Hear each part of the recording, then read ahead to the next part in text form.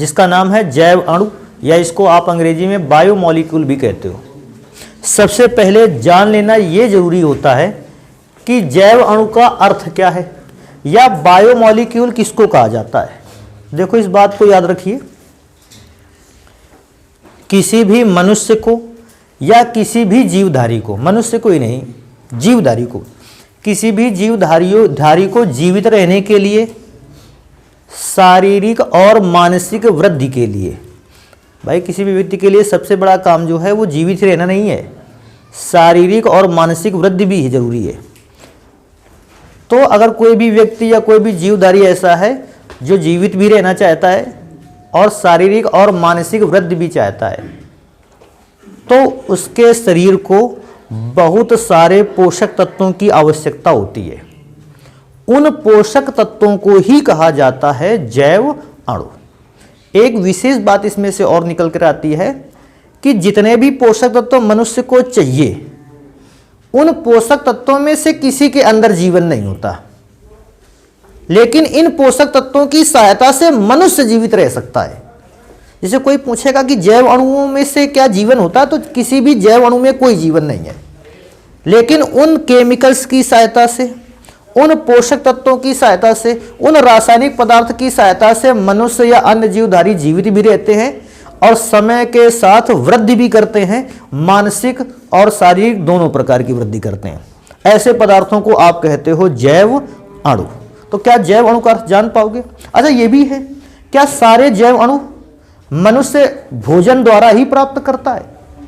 क्योंकि जैव अणुओं का या एनर्जी को प्राप्त करने का एक सोर्स है भैया सबसे अच्छा भोजन। तो फिर बात आती है क्या सभी जितने भी जैव अणु मनुष्य भोजन से ही प्राप्त करता है? नहीं भैया, बहुत सारे ऐसे बायोमॉलिक्यूल्स हैं जो मनुष्य खुद ही अपने शरीर में बनाता है। नॉर्मली अगर बात करेंगे तो हार्मोन्स एक ऐसा जैव अणु है, अगर जो नहीं होगा तो मनुष्य जीवित तो नहीं रहेगा भैया। हाँ, थोड़ा ये भी रहेगा उस समय कि अगर ये हार्मोन्स आपके शरीर में हैं तो क्या ये आपने भोजन से ग्रहण किए हैं? तो नहीं, हमारी बॉडी भी इस प्रकार के जैव अणुओं का निर्माण करती है। तो कुछ जैव अणुओं को हम भोजन द्वारा ग्रहण करते हैं और कुछ जैव अणुओं को तो हमारी बॉडी भी बनाकर तैयार करती है। तो मैं क्या सोचता हूँ, सबसे पहले जैव अणुओं को परिभाषित करते हैं, लिखते हैं और उनके विषय में भैया कुछ बातें और प्राप्त करते हैं कि जैव अणु कौन कौन से हैं जो हमें अपने कोर्स में पढ़ लेने चाहिए। तो जैव अणुओं को सबसे पहले डिफाइन करते हैं कि जैव अणु होते क्या है। लिखते हैं, देखो क्या लिखेंगे कि जीवित प्राणियों के जीवन को सुरक्षित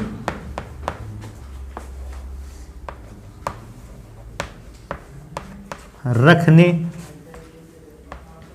एवं उनकी शारीरिक व मानसिक वृद्धि के लिए, शारीरिक व मानसिक वृद्धि के लिए जिन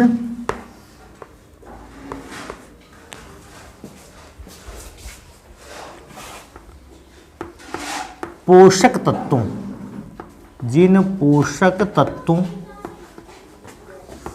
या रसायनों का मतलब आप केमिकल्स भी समझ सकते हो इससे, जिन पोषक तत्वों या रसायनों की आवश्यकता होती है, रसायनों की आवश्यकता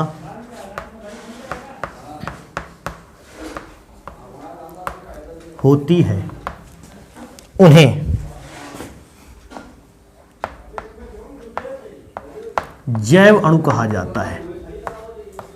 आप जैव अणु में इतनी बात को तैयार रखेंगे, उन्हें जैव अणु कहा जाता है।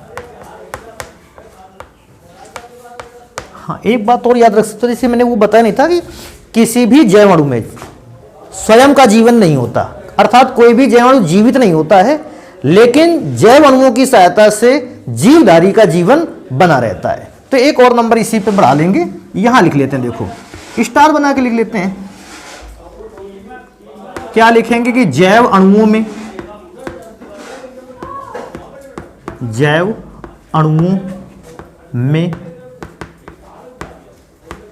स्वयं का जीवन नहीं होता या स्वयं जीवित नहीं होते, स्वयं का जीवन नहीं होता है,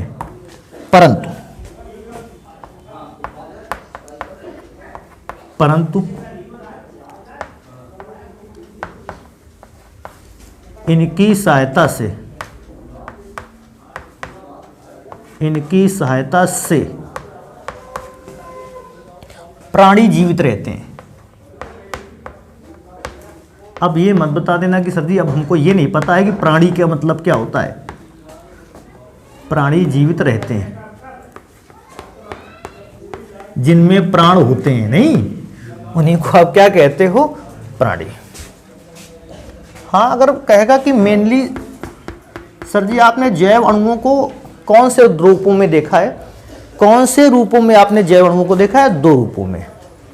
पहला, जैव अणु का वो रूप जो हम भोजन से प्राप्त करते हैं, दूसरा जैव अणुओं का वो रूप जो हम अपने शरीर के अंदर बनाकर तैयार करते हैं। तो उनमें से अगर चलें तो पहला जो जैव अणु का फॉर्म है वह है पोषक तत्व।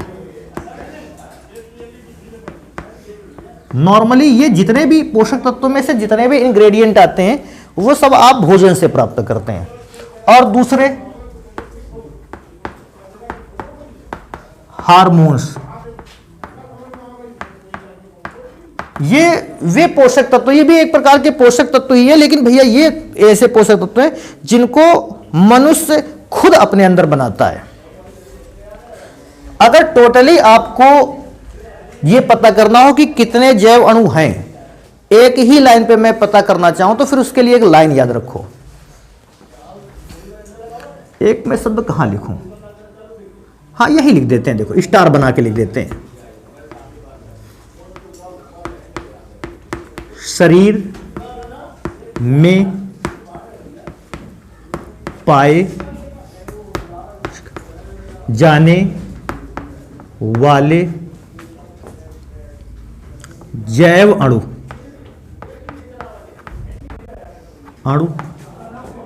एक शब्द है, देखो प्रोचिका,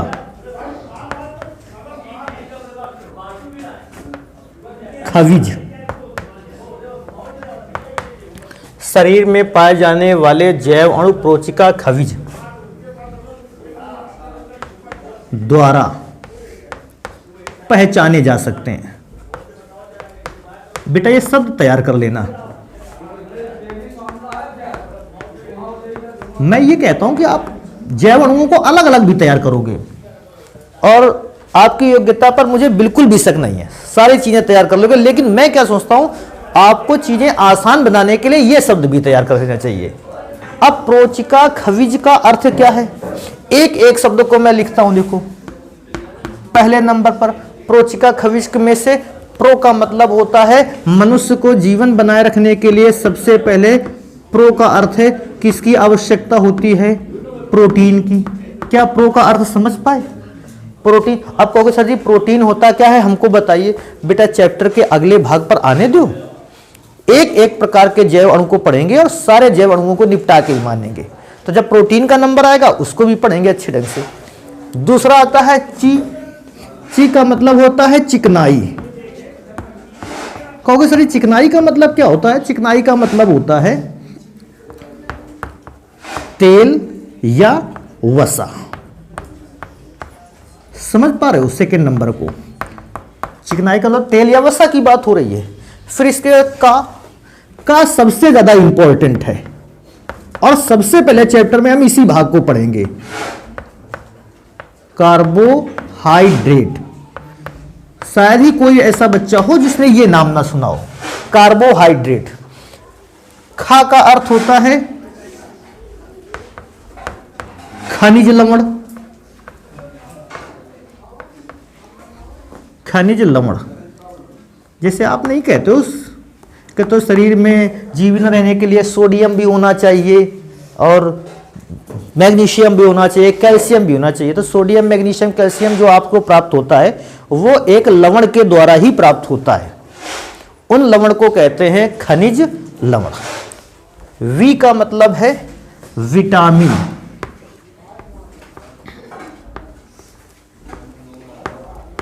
और बेटा लास्ट नंबर इसलिए मैं उसको नीचे ही लिखे देता हूं, 6 नंबर जल। जा का अर्थ है जल। तो इतने प्रकार के आपके शरीर में या किसी भी जीवधारी के शरीर में बायोमोलिक्यूल्स होते हैं जिनको आप अच्छे ढंग से याद रखोगे। तो अब इतने पूरे के पूरे नामों में से बेटा हम कौन सा पढ़ेंगे? देखो ऐसा है कि जो बहुत सरल हैं शायद उनको हम ज़्यादा डिटेल में ना भी पढ़ें।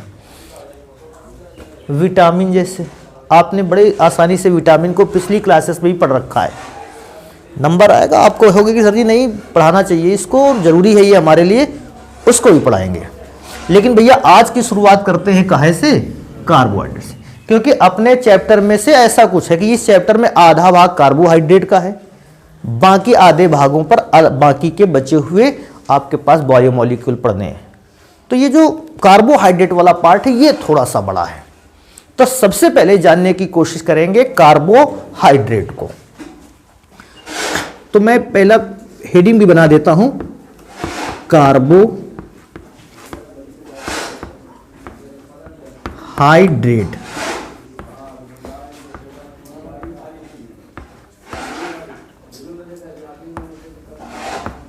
कार्बोहाइड्रेट, अगर बेटा कभी भी दिमाग में ये बात आ जाए कि इसका नाम कार्बोहाइड्रेट क्यों डाला, क्या दूसरी चीज नहीं रख सकते थे इसका नाम?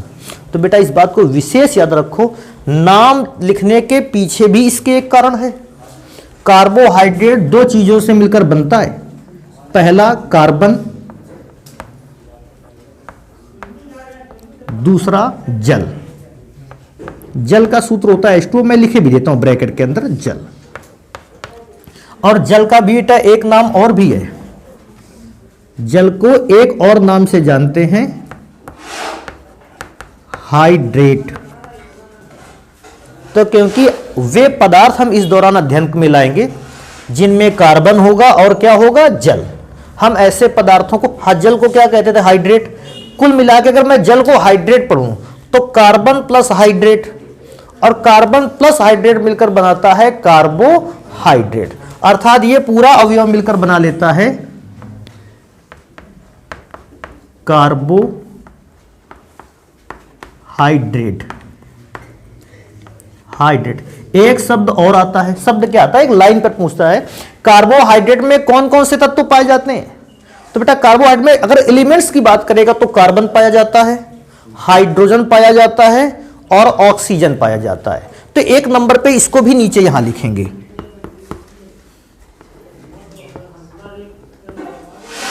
कार्बोहाइड्रेट में कार्बन, हाइड्रोजन, ऑक्सीजन पाए जाते हैं। बात आएगी क्या इसके अलावा कार्बोहाइड्रेट में कुछ भी पाया जाता है? बिल्कुल भी नहीं। इनके अलावा कार्बोहाइड्रेट में और कुछ भी नहीं पाया जाता है। अच्छा, कार्बोहाइड्रेट में जो कि आपने लिखा कि कार्बन और जल के मिलने से ये बनता है, इसलिए कार्बोहाइड्रेट का एक नॉर्मल फॉर्मूला भी है, ये नीचे लिख लेते हैं।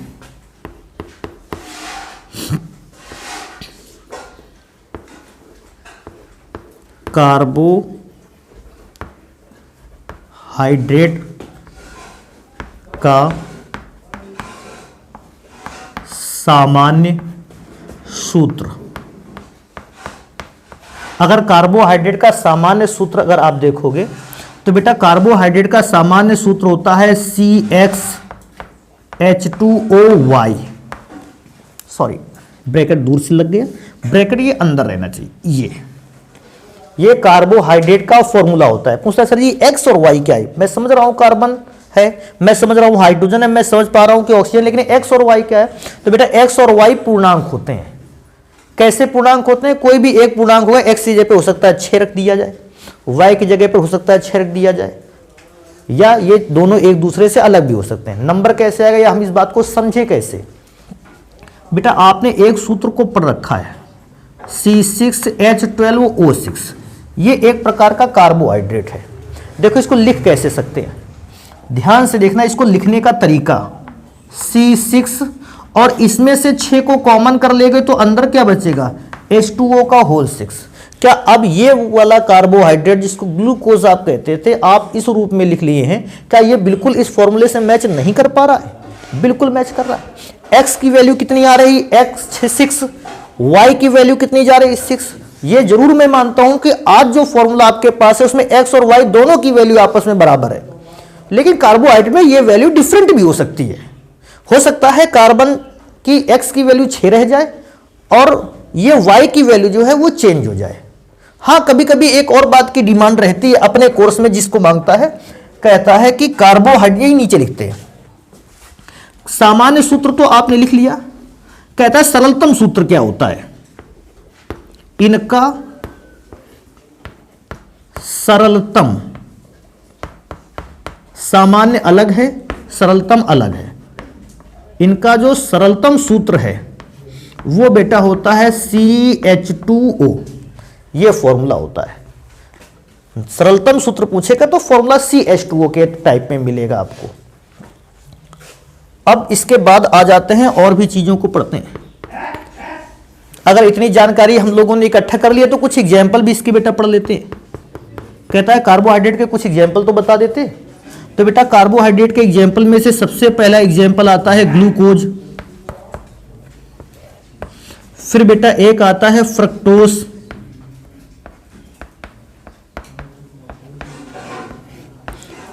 फिर आता है स्टार्च। ऐसे बहुत सारे एग्जाम्पल हैं जो आपको कार्बोहाइड्रेट में से मिलेंगे। तो मैं क्या सोच पा रहा हूं, आप इनको नोट करें। अभी पढ़ते हैं कार्बोहाइड्रेट को कितने भागों में बांटा गया है, तो इसको जल्दी से नोट। अभी एक चीज और छूटी जा रही, कार्बोहाइड्रेट मैंने बहुत सारी बातें बताई हैं, लेकिन मैंने अभी डेफिनेशन नहीं लिखी है। और क्योंकि डेफिनेशन नहीं लिखी तो आप इसको नोट कर दें, डेफिनेशन भी लिखते हैं और फिर इसके डिवाइड करते हैं, इसको कितने भागों में बांटा गया है। कार्बोहाइड्रेट से रिलेटेड और भी जो जानकारी इकट्ठा है मेरे पास, मैं उसको लिखूंगा। सबसे पहले कार्बोहाइड्रेट की डिफिनीशन क्या बताएंगे, तो उसके लिए हम लोग देखो क्या लिखेंगे, वे पॉलीहाइड्रोक्सी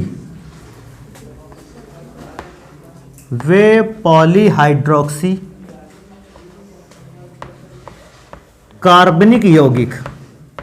अगर आप लिख सकते हैं तो ऐसा भी लिख सकते थे, वे पॉलीहाइड्रोक्सी जटिल कार्बनिक यौगिक, वे पॉलीहाइड्रोक्सी कार्बनिक यौगिक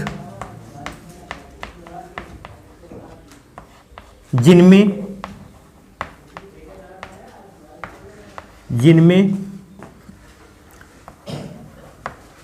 एल्डिहाइड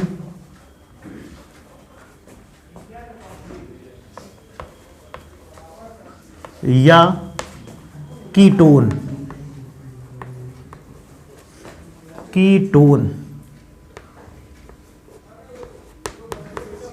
समूह को आप ग्रुप लिख सकते हो, पाए जाते हैं।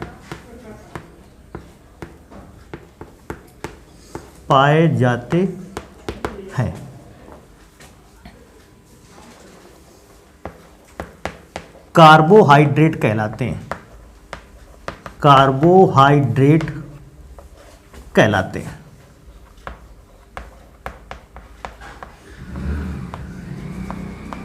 देखो क्या है कि ऐसी पूरी डिफिनीशन लिखी हुई है। अगर बच्चा डिफिनीशन से इस बात को नहीं समझ पाता है, अगर कभी उसको लगा कि सर जी डिफिनीशन आपने लिखाई ठीक थी, छोटी डिफिनीशन थी, हम तैयार कर पाएंगे लेकिन हम समझ इसको ढंग से ना पाएंगे, समझना हमारे लिए थोड़ा सा कठिन रहेगा।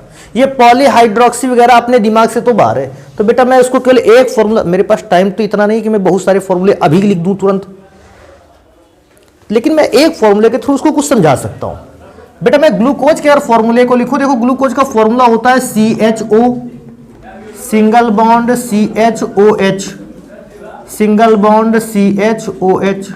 शायद ऐसा फॉर्मूला आपने पहले सुना भी होगा, भैया नहीं सुना है तो एक चीज को तो अच्छे ढंग से तैयार कर लेना, अपने आप को बेकार मत मानना कि हमने आज तक ऐसा सूत्र नहीं सुना है, अब हम तो बिल्कुल बेकार हैं। आप बिल्कुल सही हो, नहीं सुना है तो अब सुन लीजिए इसको। कहोगे सर ये सूत्र इतना खतरनाक तो मैं बना ही नहीं पाऊंगा। बेटा सभी लोग यही सूत्र बना पाओगे आसानी से। ऊपर CHO लिखना है, 4 बार CHOH लिख देना है और लास्ट में लिख देना है CH2OH, फॉर्मूला बन जाएगा। अब मैं डिफिनीशन पे चलता हूं। आखिर क्या कार्बोहाइड्रेट की परिभाषा जो बनाई गई है क्या इस पर अप्लाई की जा सकती है? बिल्कुल। लिखा है वे पॉलीहाइड्रोक्सी। पॉली का अर्थ होता है बहुत सारे, हाइड्रोक्सी का मतलब होता है OH ग्रुप। आप देखें क्या इस कार्बनिक यौगिक में OH ग्रुप कई बार आया है? बिल्कुल आया है। पॉली का मतलब है कई बार, हाइड्रोक्सी का मतलब OH ग्रुप। तो पॉलीहाइड्रोक्सी हो गया। कार्बनिक यौगिक तो भैया कार्बन का यौगिक तो है ही है, जिनमें एल्डिहाइड समूह पाया जाता है या फिर कीटोन, या तो एल्डिहाइड होगा या कीटोन। तो किसी एक ग्रुप को देखोगे, देखो बेटा इसमें एल्डिहाइड ग्रुप पाया गया है, single bond CHO, single bond CHO। तो एक ऐसा कार्बनिक यौगिक जो पॉलीहाइड्रोक्सी भी है, जिसमें एल्डिहाइड या कीटोन ग्रुप भी पाया जाता है, आप उसको कार्बोहाइड्रेट कहते हैं।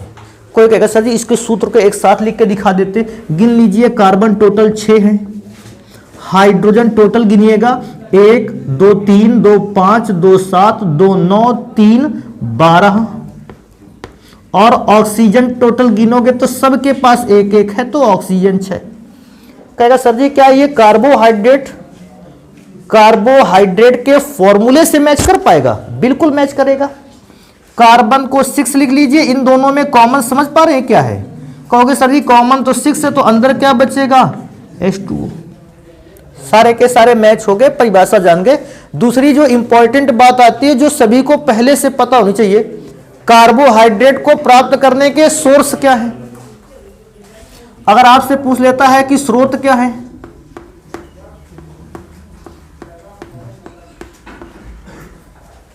तो कार्बोहाइड्रेट प्राप्त होता है गेहूं से, चावल से,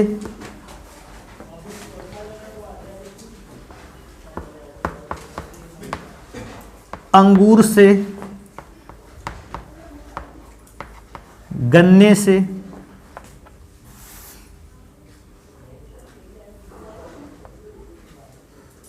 क्या क्या लिखा जाए मैं तो भूल जाता हूँ कभी कभी, कितनी चीज़ें, हर लगभग जितने भी खाद्य पदार्थ आप यूज करते हो, तकरीबन हर एक सब्जी, हर एक फल में लगभग कार्बोहाइड्रेट ही पाया जाता है।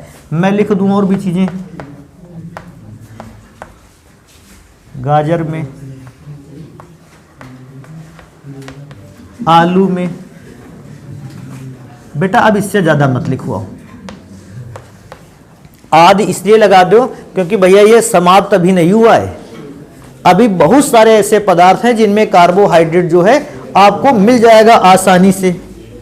इसके बाद कहता है कार्बोहाइड्रेट के कुछ एग्जाम्पल लिख दो बहुत अच्छे ढंग से। हमने कहा बिल्कुल लिख देंगे कार्बोहाइड्रेट के कुछ एग्जाम्पल बहुत ही अच्छे ढंग से। सबसे पहला आता है ग्लूकोज। ग्लूकोज का एक नाम और है,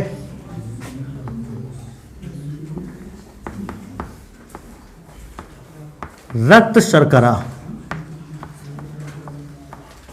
फॉर्मूला जानते हो क्या होता है? क्योंकि फॉर्मूला तो C6H12O6। जानते हो इसका नाम रक्त शर्करा क्यों है? आपने सुना होगा उस व्यक्ति के विषय में जिस व्यक्ति को आपको पता चलता है, कहता है इसको डायबिटीज का पेशेंट है, या जिसको आप कहते हो शुगर का मरीज है ये व्यक्ति। तो शुगर के मरीज में क्या होता है, रक्त में घुली हुई कार्बोहाइड्रेट की मात्रा बढ़ जाती है। अर्थात नॉर्मल व्यक्ति में रक्त में कार्बोहाइड्रेट की एक निश्चित मात्रा घुली होती है, लेकिन जब मनुष्य के शरीर का एक अंग होता है पैनक्रियास, उसके कारण से या किडनी के कारण से, कुछ भी रीजन हो सकते हैं दोनों में से, या अन्य भी रीजन हो सकते हैं, इसके कारण से मनुष्य जब कार्बोहाइड्रेट का सेवन करता है तो उस कार्बोहाइड्रेट में जो ग्लूकोज होता है, ये मनुष्य के रक्त में घुलता है ज्यादा मात्रा में, और क्योंकि मनुष्य के रक्त में ज्यादा मात्रा में घुल गया है, आप इसी बात को कहते हो कि ये व्यक्ति जो है वो डायबिटीज का पेशेंट है, क्योंकि इसके रक्त में ग्लूकोज की मात्रा कैसी पाई जा रही है, अधिक पाई जा रही है। क्योंकि रक्त में डायबिटीज वैल्यू को ग्लूकोज की वैल्यू बढ़ती है, यह रक्त में पाया जाने वाला कार्बोहाइड्रेट है, इसलिए आप इसको रक्त शर्करा के नाम से भी जानते हो। एक और पदार्थ आपके पास है, फ्रक्टोज। तकरीबन अधिकांश फलों में, मैं ये नहीं कहता कि जितने भी फल हैं सब में से, अधिकांश फलों में फ्रक्टोज जरूर पाया जाता है। अच्छा, फ्रक्टोज का एक और नाम है फल शर्करा। सूत्र कहेगा तो बेटा सूत्र तो इसका भी C6H12O6 है। तो फल शर्करा की बात करेगा तो फ्रक्टोज, और रक्त शर्करा की बात करेगा तो ग्लूकोज। इसके बाद एक और बात आता है सुक्रोज।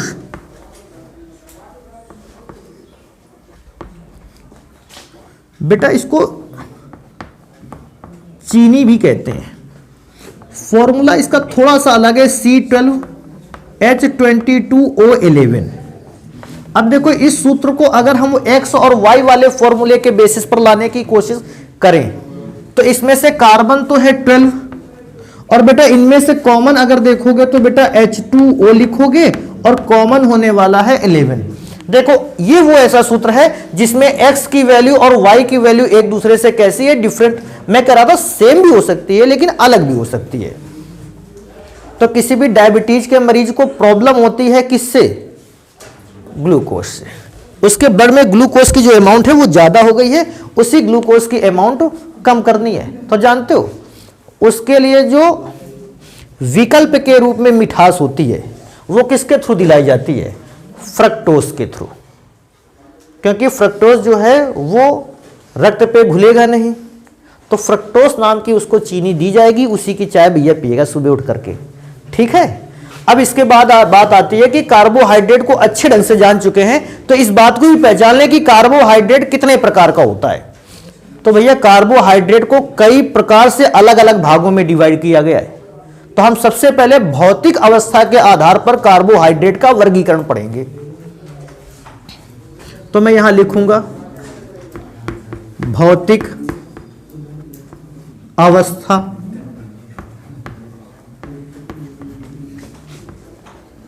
के आधार पर, भौतिक अवस्था के आधार पर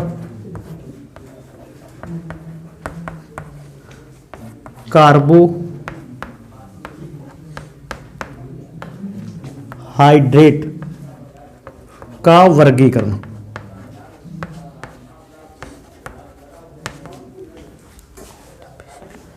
भौतिक अवस्था के आधार पर कार्बोहाइड्रेट का वर्गीकरण। Classification of carbohydrate on the basis of physical state. अब इसको इसलिए नहीं लिखेंगे पूरा क्योंकि बेटा अगर मैं इंग्लिश में भी इसके नाम को लिखूंगा जगह जाएगी और फिर मैं शायद इतनी बची हुई जगह पर दोनों प्रकार के कार्बोहाइड्रेट को ना समझा पाऊं। तो आप इस बात को याद रखो कि भौतिक अवस्था के आधार पर कार्बोहाइड्रेट कितने प्रकार के होते हैं, 2 प्रकार के।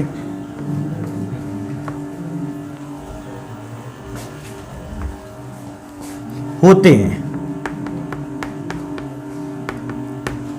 कौन कौन से प्रकार के होते हैं तो मैं सीधे हेडिंग बना दूंगा पहले वाले को।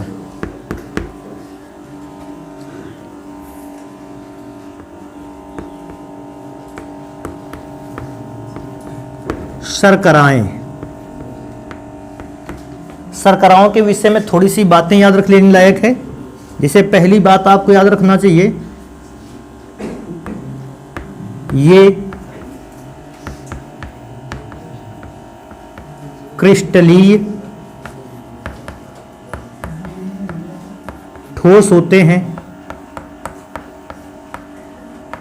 एक तो ये बात आपको पता होना चाहिए कि जितने भी शर्कराएं नाम के आपको कार्बोहाइड्रेट मिलते हैं ये सारे के सारे क्रिस्टलीय ठोस होते हैं। और दूसरा आपको ये पता होना चाहिए, यही लिख दें क्या है, यही लिख देते हैं, ये स्वाद में मीठे होते हैं।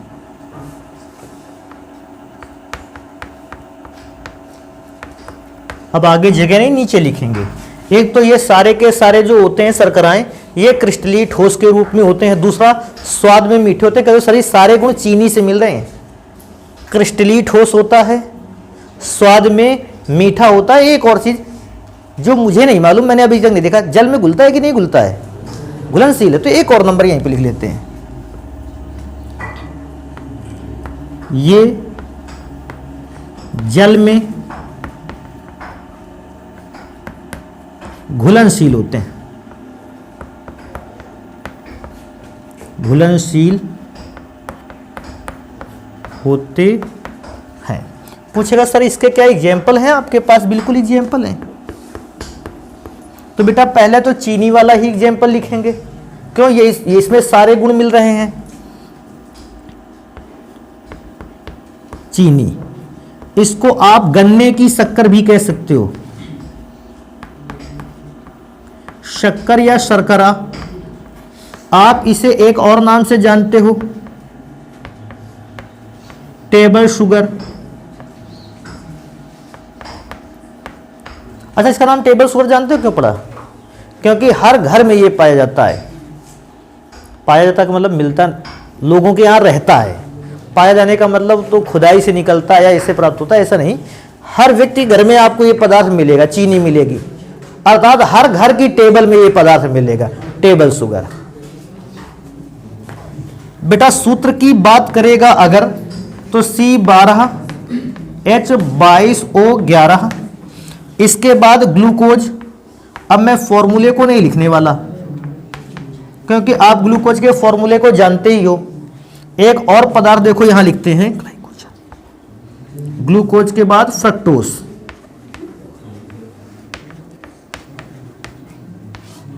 फॉर्मूला इसका भी आप जानते हो, इसलिए इसके भी फॉर्मूले को भी लिखेंगे नहीं। नेक्स्ट नंबर पे आ जाता है दूसरे प्रकार का, कहता है कार्बोहाइड्रेट क्या होता है? भौतिक अवस्था के आधार पर अशर्कराएं। और अगर आप अशर्कराओं के गुणों पर चलेंगे तो बेटा ये इसके गुण जो हैं वो शर्कराओं के गुण से जस्ट अपोजिट चलेंगे। कैसे अपोजिट गुण रहेंगे? कहते थे ये क्रिस्टलीय ठोस होता है, तो आप बताओगे ये अक्रिस्टलीय रूप में होता है। ये अक्रिस्टलीय, ये अक्रिस्टलीय होते हैं। पहले बात तो ये बता डालो, क्या कोई भी बच्चा ऐसा जो ये बात ना समझ पाए क्रिस्टलीय ठोस का अर्थ? अब ये मत भैया पूरा चैप्टर पढ़ के आए हो भी पिछली क्लास में, नहीं, वहां से पूरा एक चैप्टर क्रिस्टलीय ठोस के विषय पढ़ के चले आए। अब ये बात, क्रिस्टलीय ठोस का मतलब है अवयवी कणों की व्यवस्था कैसी है? निश्चित पैटर्न। अरे ठीक जा रहे हो। अक्रिस्टलीय का मतलब है अवयवी कणों की व्यवस्था निश्चित क्रम में नहीं है। दूसरा नंबर कहता था ये स्वाद में मीठे होते हैं, जबकि जो अशर्कराएं होती हैं ये स्वाद में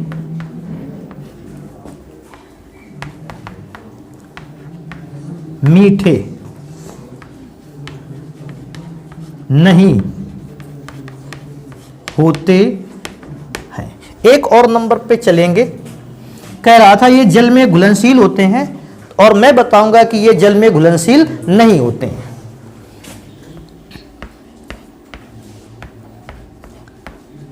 ये जल में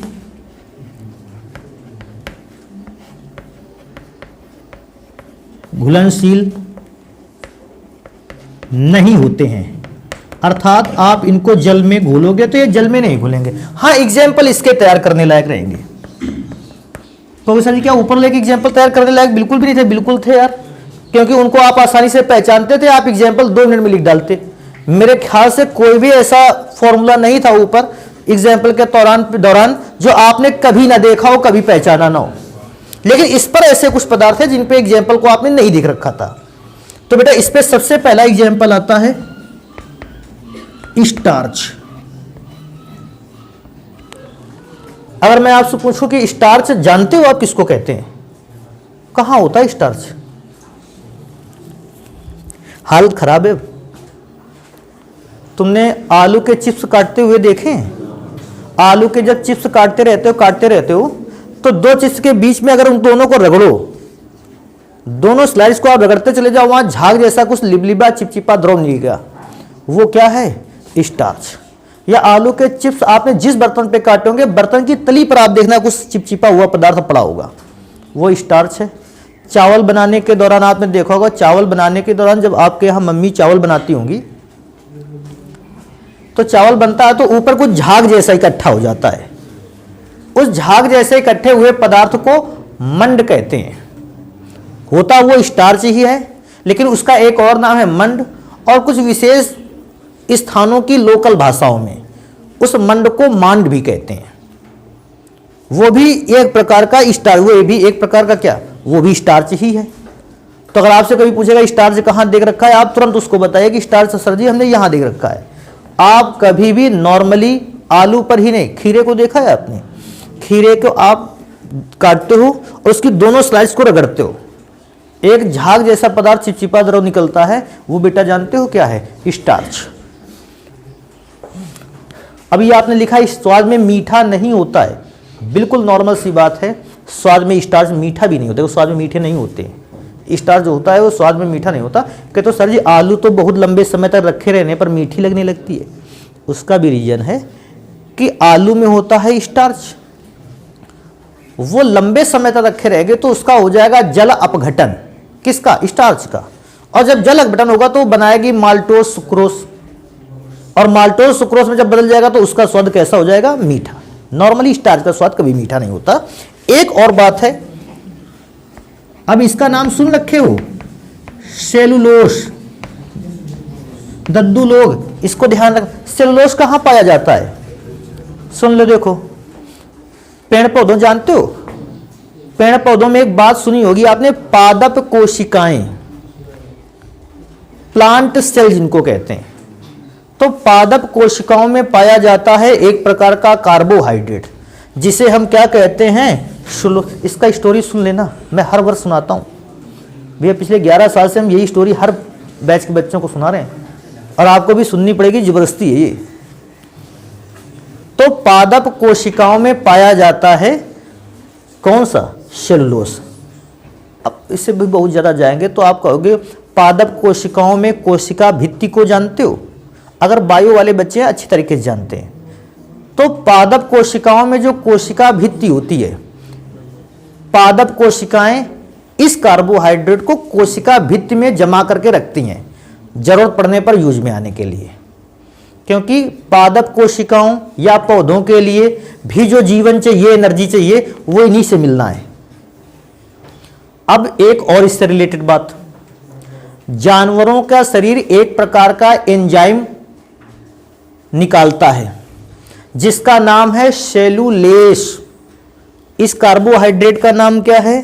सेलुलोस। और जो जानवरों के अंदर एक एंजाइम बनकर तैयार होता है उसका नाम है सेलुलेस। सेलुलेस नामक एंजाइम सेलुलोस नामक कार्बोहाइड्रेट को पचा सकता है। इसलिए जानवर घास खा सकते हैं, भूसा खा सकते हैं, या अन्य प्रकार के पादप कोशिकाओं को या अन्य प्रकार के पौधों को खा सकते हैं और उनको आसानी से पचा सकते हैं, बिकॉज ऑफ उनके पास सेलुलेस नाम का एंजाइम अवेलेबल है। उनसे कहोगे कि सेलुलेस अपने पास है, पौधों से सेलुलोस लेंगे, उसको अपचयित कर देंगे, तुरंत पचा करके रख देंगे बिल्कुल। लेकिन मनुष्य के शरीर में सेलुलेस नामक एंजाइम नहीं पाया जाता है, ये तो गड़बड़ है। तभी मनुष्य घास को खाकर और भूसे को खाकर उसे पचा नहीं सकता है, क्योंकि उसके शरीर में कौन सा एंजाइम नहीं पाया जा रहा है? सेलुलेस। तो कहता है सर जी हम कुछ घास तो खा ही सकते हैं, पालक ले सकते हैं, गांव की भाषा में एक और शब्द है भथुआ, नहीं होता है, इसको खा सकते हो। सर जी ये क्यों खा पा रहे हैं? क्योंकि बेटा उन पौधों पे सेलुलोस नामक कार्बोहाइड्रेट नहीं है। बेटा सोचो भविष्य में अगर कभी ऐसा हो जाए कि मनुष्य के अंदर भी सेलुलेस नामक एंजाइम पाया जाने लगे, फिर तुम्हारे पापा भी कहेंगे एक काम करो, इसको छोड़ दो घर से बाहर, उधर घास का मैदान है, जाने दो। फिर शाम को जानते हो क्या होगा? कहेगा कि एक काम करते हैं, जानवरों के लिए 4 टुकनी वो चाहिए, उसको क्या कहते हैं, टोकरी में से भूसा, एक काम करो अपने लिए भी निकाल लो एक टोकरी, उसी में खा लेंगे। लेकिन अगर वो एंजाइम हुआ कौन सा, सेलुलेस, जो इसको क्या करेगा, पचा पाएगा। समझ पा रहे हो। इसके बाद एक और आता है कार्बोहाइड्रेट ग्लाइकोजन। अब बेटा ग्लाइकोजन पर आदि लिख देते हैं। बहुत सारे एग्जाम्पल बच्चों को नहीं बताने चाहिए। क्यों नहीं बताने चाहिए? क्योंकि मैं बाद में भी बताऊंगा एग्जाम्पल। अब ग्लाइकोजन क्या है, सुनो भैया इसको भी। मनुष्य जब भोजन करता है तो मनुष्य भोजन करने के दौरान जब भी भोजन करेगा वो भोजन से एनर्जी को ग्रहण करता है। कहता है एनर्जी से ग्रहण करता है कौन से फॉर्म में, सॉरी ग्लूकोज के फॉर्म में। गलत जगह यहां चला गया, यहां कहां लिखा होगा, ग्लूकोज के फॉर्म में इकट्ठा करता है शरीर में। लेकिन होता क्या, मनुष्य को जितनी एनर्जी चाहिए थी उससे ज्यादा उसने ग्लूकोज इकट्ठा कर लिया है। तो जानते हो मानव शरीर फिर करेगा क्या, इतनी एनर्जी एक साथ नहीं चाहिए किसी भी व्यक्ति को। तो मानव का शरीर बहुत अच्छे ढंग से बनाया गया है भैया। इसकी बनावट, इसकी कलाकृति, जिसको भी इसने बनाया है भैया, वो इस दुनिया के सबसे एक नंबर का कारीगर रहा है। उसने ना जाने कितनी बातों को पहले सोचा होगा और फिर इस शरीर को डिजाइन किया होगा। मतलब मैं ये कहता हूं कि आज तक दुनिया में इससे बड़ा कोई कारीगर नहीं है जिसने मानव शरीर की रचना की होगी। तो जब मनुष्य भोजन करता है वास्तव में अतिरिक्त मात्रा में ग्लूकोज ग्रहण कर लेता है। अब अतिरिक्त मात्रा में ग्लूकोज ग्रहण कर लेता है लेकिन उसको एनर्जी की जरूरत तो कम है। तो बाकी के ग्लूकोज को मानव का शरीर छिपाएगा। कहां छिपाएगा, अमाशय में। अमाशय मतलब जानते हैं, यकृत, लीवर पर बाकी की एनर्जी को छिपाएगा।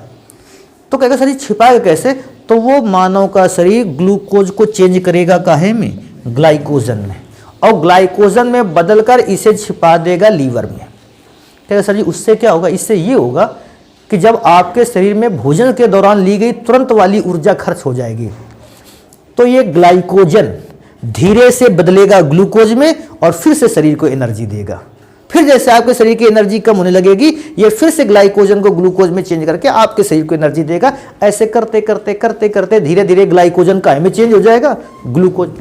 खाना खाया था तो ग्लूकोज काहे में चेंज हुआ था, ग्लाइकोजन में इकट्ठा हुआ लीवर पे। अब हमारे शरीर को ऊर्जा की जैसे जैसे जरूरत पड़ती रहती है वो उतनी ऊर्जा की सप्लाई हमको देता रहता है ग्लाइकोजन ग्लूकोज के रूप में। तो ऐसा अगर कोई भी स्टूडेंट जो है वो बायो से रिलेटेड है उसको बहुत अच्छी तरीके से ये बात आती होगी, और नहीं भी आती है तो इस बात को समझो। आपके सामने जो नाम लिखे गए हैं ये केवल इसलिए नहीं लिखे गए कि आप इनको पढ़ो रटो और दूसरे दिन आओ हमसे करो सर जी वो तो हम नाम रट लिए हैं लेकिन हम जानते कुछ भी नहीं है। समझ पा रहे हो स्टार्च का अर्थ, समझ पा रहे हैं सेलुलोज का अर्थ, और समझ पा रहे हैं आप ग्लाइकोजन का अर्थ। तो मनुष्य में ऐसा कहता भी है लोग कि एनर्जी का जो सोर्स होता है वो यही होता है, पावर हाउस होता है एनर्जी का। पावर इन्हीं के पार रखी रहती एनर्जी, यही चेंज करके हम लोग। पावर हाउस का मतलब क्या, एनर्जी देना। तो ये पावर हाउस है एक प्रकार के, हमको एनर्जी देते रहते जब भी जरूरत होती। अब कहोगे 6 महीने तक खाना नहीं खाएंगे, अरे भैया 6 दिन खाना नहीं खाओगे तो हालत खराब होने लगी, क्योंकि ये भी कितना इकट्ठा करके रखेंगे ग्लाइकोजन। ये आपको कुछ ही देर में ग्लाइकोजन दे डालेंगे। आप भोजन ही नहीं कर रहे हो तो फिर प्रॉब्लम है। भोजन करो घसीट के, इतना घसीट के करो ताकि ग्लाइकोजन, ऐसा भी ना कर लेना भोजन कि कर लिया फिर 3 दिन तक उठ नहीं पा रहे हैं। कैसे एक्सेस अमाउंट ऑफ एनर्जी शरीर में बॉडी में इकट्ठा हो गया है। हाँ कुछ तो ऐसा आज ही सोच रहे हैं, कहते ग्लाइकोजन, कहते आज ही 6-7 किलो बना लेना है, 12 किलो भोजन करना है, 6-7 किलो बनेगा। आखिरी चीज एक और, शरीर में ऊर्जा का सबसे बड़ा, अगर शरीर में ऊर्जा का सबसे बड़ा स्रोत क्या है, कार्बोहाइड्रेट। अर्थात भोजन में जब आप भोजन करते हो आपको विटामिन भी मिलता होगा, लेकिन सबसे ज्यादा मात्रा में कौन सा जैवाणु हमें मिलता है, दैट इज कार्बोहाइड्रेट। आप इसको नोट करेंगे और फिर जल्दी से पढ़ाई करते हैं आगे की। आता है, कहता है अपचायक क्षमता के आधार पर कार्बोहाइड्रेट के प्रकार। अर्थात कोई भी कार्बोहाइड्रेट किसी दूसरे पदार्थ का अपचयन कर सकता है या अपचयन नहीं कर सकता है। इस बेसिस पर कार्बोहाइड्रेट को 2 भागों में बांटा गया। पहले कार्बोहाइड्रेट जो अपचयन करने की क्षमता रखते हैं और दूसरे कार्बोहाइड्रेट जो अपचयन करने की क्षमता, तो बात आती है किसका अपचयन करने की क्षमता रखते हैं, 2 प्रकार के केमिकल्स का। टॉलिन विकर्मक और फेहलिंग सॉल्यूशन। लिखा है पहला अपचायी कार्बोहाइड्रेट। मैं डेफिनेशन पढ़ूंगा, आप समझेंगे इसको। वे कार्बोहाइड्रेट जिनमें टॉलिन विकर्मक और फेहलिंग विलयन को अपचयित करने की क्षमता होती है। अर्थात कुछ कार्बोहाइड्रेट ऐसे हैं जिनको अगर टॉलिन विकर्मक के साथ मिलाओगे तो ये टॉलिन विकर्मक का अपचयन करा देंगे, जिनको फेहलिंग सॉल्यूशन के साथ मिलाओगे तो वे फेहलिंग सॉल्यूशन का अपचयन करा देंगे। थोड़ा सा इसमें सुधार कर लेना, फेहलिंग के साथ विलयन होना चाहिए, फेहलिंग विलयन को अपचयित कर देते हैं। पूछेगा क्या कोई ऐसा कार्बोहाइड्रेट आपके पास है? बिल्कुल। पहला कार्बोहाइड्रेट ग्लूकोज है जो इनका अपचयन करवा सकता है। दूसरा कार्बोहाइड्रेट में लिखा है सुक्रोज को छोड़ दिया जाए तो बाकी जितने भी डाइसैकेराइड हैं। अब पूछ लीजिए डाइसैकेराइड क्या है? बेटा इसका नंबर अगली क्लास पे आएगा। सुक्रोज को छोड़कर डाइसैकेराइड जितने भी हैं वो सारे के सारे डाइसैकेराइड टॉलिन विकर्मक का भी अपचयन करा सकते हैं, फेहलिंग सॉल्यूशन का भी। नेक्स्ट नंबर पे आते हैं अनअपचायी कार्बोहाइड्रेट। अन का मतलब है क्षमता नहीं होती, अपचायी मतलब अपचयन करने की, उन कार्बोहाइड्रेट को पढ़ना है। मेरे ख्याल से डेफिनेशन बना सकते हैं आप कि वे कार्बोहाइड्रेट पदार्थ जिनमें टॉलिन विकर्मक और फेहलिंग सॉल्यूशन को अपचयन करने की क्षमता नहीं पाई जाती है, अनअपचायी कार्बोहाइड्रेट कहलाते हैं। एग्जाम्पल पर स्टार्च, एग्जाम्पल पर सुक्रोज आप नोट करेंगे। बाकी घटनाओं को पढ़ेंगे भैया हम लोग अपनी अगली क्लास पर, तो इसको नोट कर सकते हैं फिर।